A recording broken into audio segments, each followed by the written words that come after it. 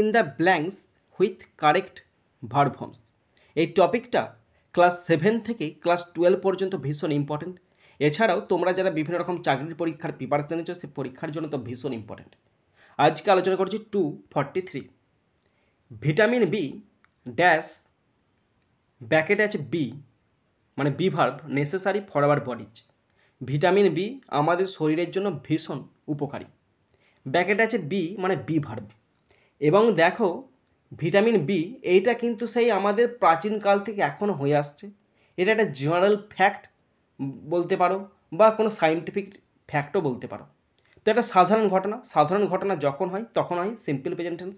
তাহলে এখানেও হবে সিম্পল প্রেজেন্ট টেন্স, তাই এখানে ইজ বসবে, কেননা ভিটামিন বি একটা জিনিসকে বোঝাচ্ছে।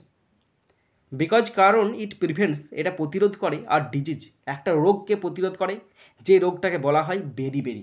ব্যাকেটে আছে কল, যে রোগটাকে বলা হয় মানে বলা হয়েছে, অলরেডি বলে দিয়েছে কেউ, নতুন করে আর কেউ বলছে না। যখন বিজ্ঞানীরা আবিষ্কার করছে তারপর থেকে একে বলা হচ্ছে বেরি বলা হয়ে গেছে। তাহলে এখানে কলটা কোনো ভার্ব ফর্ম বসবে না, এটা বলে পাস্ট পার্টিসিপল, যেহেতু বলা হয়ে গেছে। আর কল্ড মানে ডাকা হয় বা যাকে বলা হয়। ডিজিজটাকে বলা হয় বেরি। এখানে এর ডিজিজ, যদি ইটটা মেন ভার্ব, এখানে ইটটা মেন সাবজেক্ট, প্রিভেন্টটা মেন ভার্ব, আর ডিজিজটা অবজেক্ট, তাহলে তো আর কিছু বাড়ানোর দরকার থাকতো না।